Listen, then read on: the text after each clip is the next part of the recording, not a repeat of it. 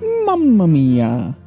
Was that one movie starring two brothers that were also plumbers being transported into a world of crazy creatures eventually having to save a princess from an evil king any good? No. That is, if you're talking about the 1993 Super Mario Bros. That movie was weird. Unlike that movie, the 2023 Super Mario Bros. Movie was great. Exactly 30 years apart. Neat. From all the Easter eggs to the animation itself, I'd say this movie was a success, but it didn't need to jump over that high of a bar or anything. No, get back! I said get back! The film starts out with a really good scene of Bowser destroying a kingdom to get the superstar. This scene does a great job with showing the army of Koopa Bowser controls and his devastating power over everyone else. I like how they changed things in the trailers so some things could be a surprise in the movie. From there, it cuts to the Super Mario Bros. Plumbing commercial, with Charlie Day and Chris Pratt doing the traditional voices. Then it shows them watching the commercial, which they spent their life savings to produce, with Mario in a Brooklyn accent asking if the Italian accent he used in the commercial was too much. A guy playing Donkey Kong, now renamed Jumpman, Mario's original name, says it's not. This guy is voiced by Mario's original voice actor. They then run into their old boss Spike from the Wrecking Crew, who makes fun of them for quitting their day jobs and starting their own business. They get their first job and they run to their van, but that doesn't start. Mario then decides he has to run to this first plumbing job, with Luigi falling behind a lot. They run through a construction site, and as Mario navigates through it, he mimics a traditional level of the Mario game, in one of the best scenes in the movie. When they make it to the house where they need to fix the plumbing, they go upstairs to fix the sink, but Luigi steps on a dog bone, which angers the dog. They then have a whole fight scene with the dog, as they try to repair the damage that was once an easy fix. At one point the dog even flies out the window, but in the nick of time, they actually catch the dog and the dog doesn't die. What a surprise! In my opinion, they could have probably taken this whole dog fight scene out and made other scenes in the movie longer. After this, we get to see something not normally seen by the human eye. Mario's entire family. I feel like this was a nice thing to add into the movie.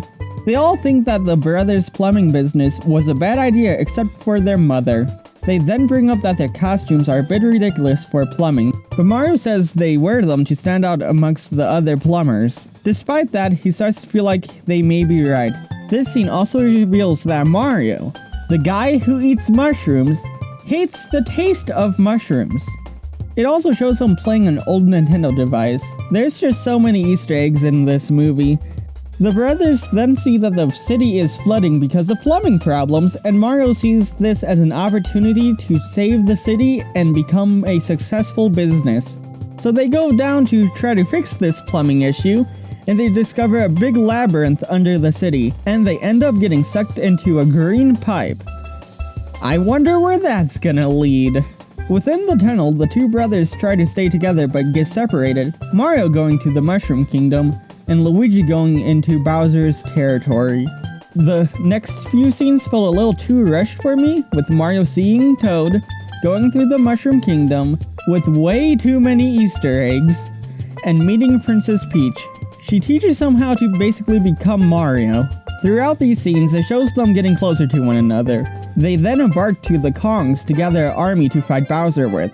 With Toad by their side, they, unfortunately, have a montage of them passing through other lands instead of flushing them out and showing everything. Hey look, it's Yoshi! Oh, well that's from, isn't that oh, I guess we're here now.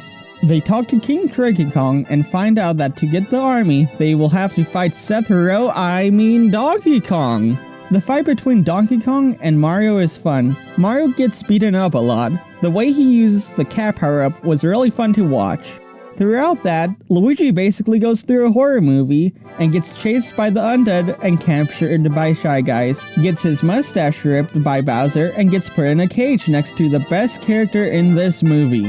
Where am I? Ooh, fresh meat for the grinder. Pay him no heed. He is cute, but he is There's gotta be a way out of here. There's no escape. The only hope is the sweet relief of death. Whoa! Oh, you've got to be kidding me! Throughout this, it also reveals that Bowser wants to get married to Princess Peach, one of the many things that this movie shares with the game Mario Odyssey. He then sings his hit song Peaches, then has a discussion with his right-hand thing, wizard, whatever, while playing Bowser's theme on the piano. I just really love Bowser in this movie. Mario, along with a Kong army, then gets in Mario Karts and starts to drive back to the Mushroom Kingdom on the Rainbow Road right before Bowser comes and captures all the Kongs. Breaking the road, Donkey Kong and Mario falls to their death, and Peach, with Toad, goes back to the Mushroom Kingdom and tries to evacuate everyone. Peach then is forced to marry Bowser, and they leave.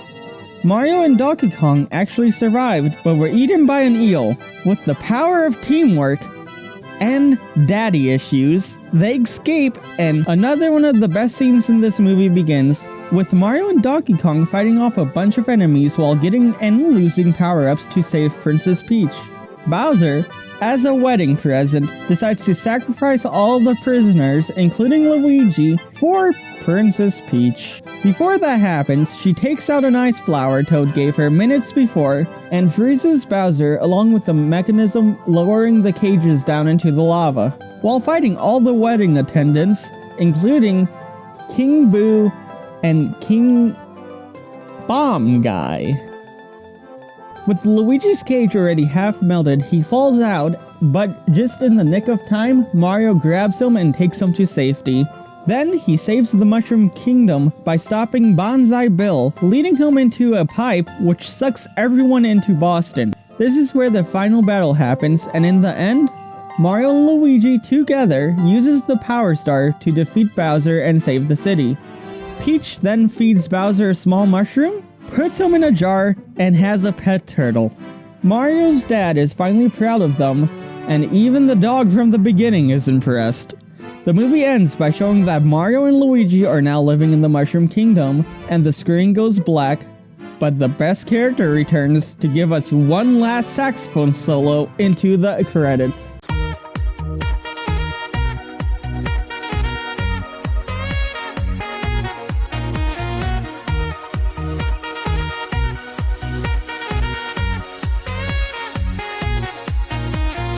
There are two more scenes in this movie. The first is Bowser once again singing his hit song, Peaches. But now in a bird cage. I don't know why they gave him a piano though. The second shows an egg in the sewers of Brooklyn, which then cracks and the screen goes black and you hear Yahoo!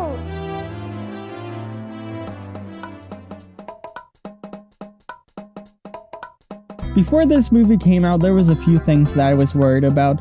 The first was the voice acting, especially with Chris Pratt as Mario. The trailers didn't give me much hope, but when the actual movie came out and I got to see it, he did great. Not Jack Black as Bowser great, or Charlie Day as Luigi great, but he did do great.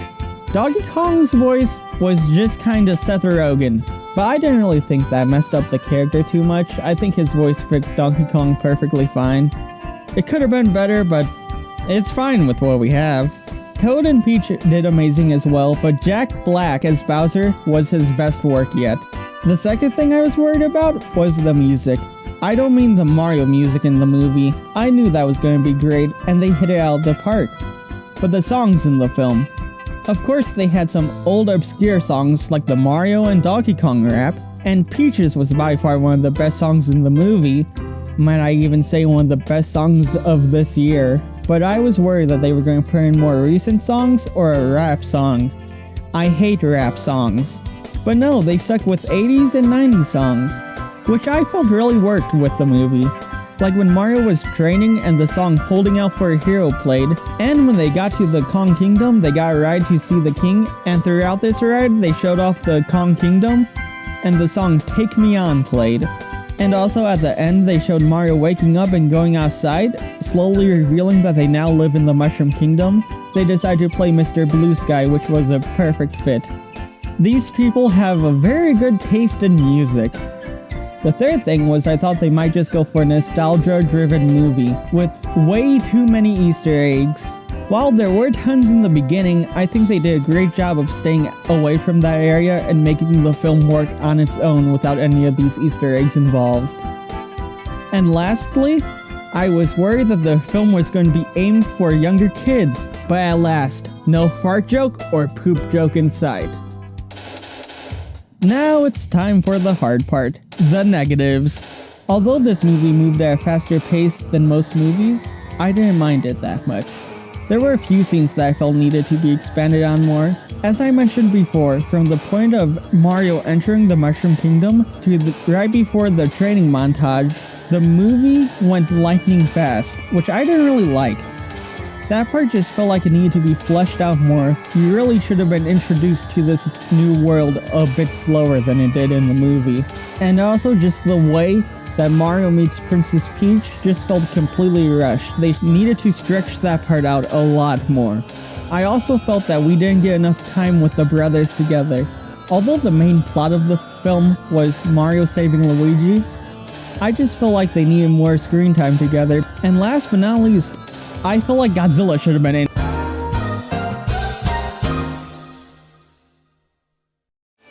I feel like that the movie didn't showcase the kingdoms all that well.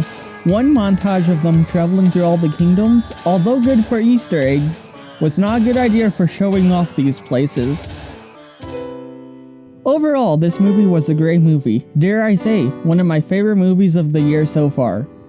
The experience of seeing this movie in theaters was one of the best that I've had in my life to this point.